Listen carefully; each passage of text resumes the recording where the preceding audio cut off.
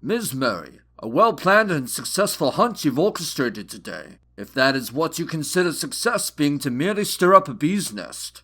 If the hornets are not stirred, then how are you to count their number and measure their capability?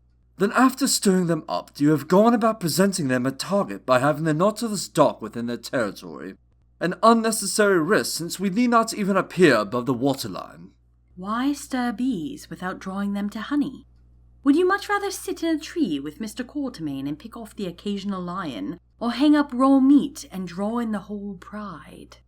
The Nautilus is best used as a reconnaissance and guerrilla warfare vessel. She is not designed to be a fortress. Nor a fortress shall she become. She's a magnet only. Our enemies will seek revenge, to be sure, but unless we present them a focal point for their energies, they are liable to brutalize quite a few civilians in an effort to hunt us down. I have to concur with the good captain. Being one who enjoys anonymity myself, surely there's a better solution than painting a target on our back so they can kill us in our sleep, eh? Given that you sleep in the nude, I fail to see how that would be a problem. How exactly is it that you know my sleeping arrangements when you haven't had the pleasure? Dracula left me with a handful of gifts. Transforming into mist is one of them. I make it a habit to know what former defilers of women and thieves do, while I am tasked to work with them. That is entirely fair, I suppose. Speaking of the less than innocent among us, where has the doctor gone? Jekyll is sleeping off Hyde at the moment. Like a good hangover, he should be back to full faculties by morning. Mina, the captain and I have been speaking. Speaking? Oh dear me. Perhaps you will share a glass of wine next. What I'm trying to say is that we have questions about this assignment. Questions? Well, that simply shall not do. Ask away if you must. Honestly, Alan, when have you ever known me to hide information? There's no need for sarcasm. The way that you're beating around the bush, I think that you are back in a Serengeti. Then I will say what he cannot. First we prevent a world war, then we successfully stopped a war from another world, and now we have come to a no-name city in the center of a growing empire of narcissists. For what purpose have we come here? Is it not beneath our station to accept a contract to attack gangsters and murderers? You still believe that is why we have come? Not everyone can be a Detective Holmes, I suppose. Enough games, Mina. What is this about? Nemo, you are a student of history, are you not? Among other things. Tell me, what do the sacking of Rome, the Black Plague, and the Great Fire of London all have in common? Great tragedy. A simple answer, to be sure. Spread throughout each of these events and a handful of others, I've pieced together a common chain. Who's beating around the bush now? What if I were to tell you that each of these events was man-made, orchestrated to the finest detail by an organization with a several thousand-year history? I'd say you was sneaking in some of Alan's old opium stash. I thought that might be your answer, so I gathered evidence while you lot were cleaning up the rest of the Martians in London. Come now, you were the curious ones. Gather round. What are we looking at? It's not written in English. No, it's much older, Greek. Yes.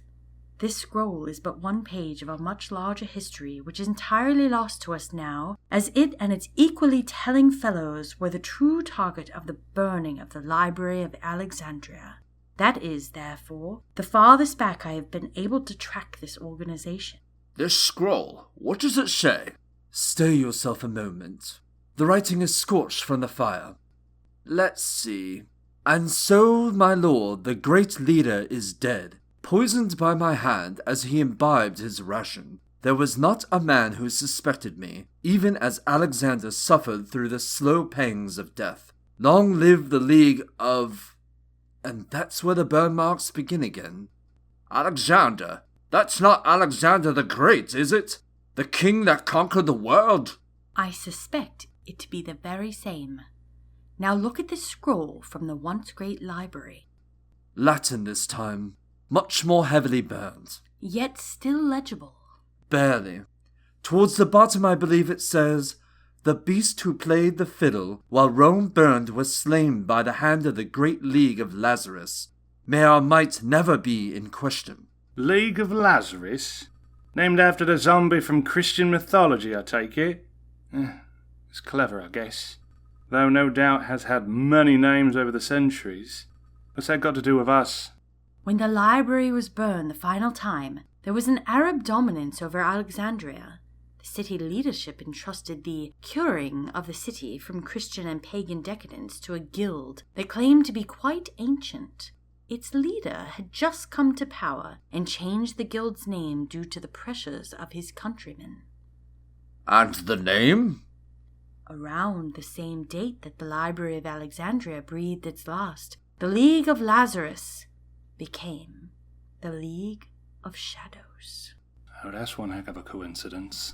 No coincidence, Mina. I know you well enough to know the rabbit hole does not stop there. The leader given the contract to cleanse the city was called the Demon's Head. In Arabic, Ras al-Ghul, if I recall. Blimey, that can't be the same guy we're here with, can it? Be over 1,000 years old, he would.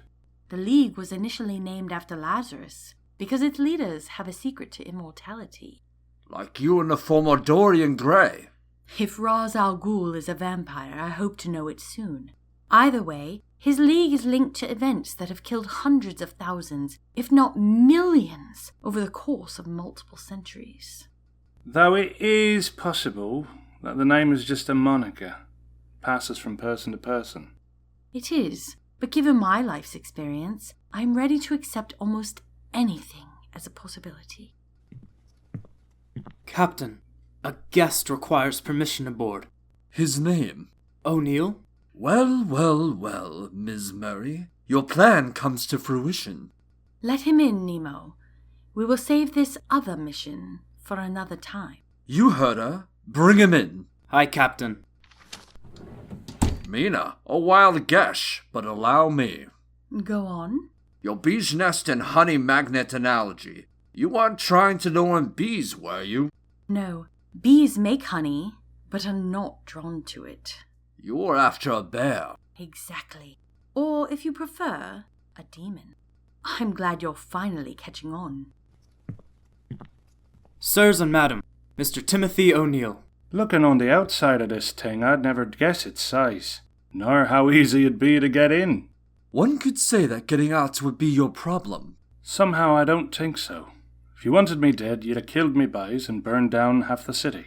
We don't hurt the innocent like some of your colleagues do. Nah, you don't understand. You'd have to burn it down because I own it. The people on this side, they're loyal to me, eh? Your point, if you would, Mr. O'Neill?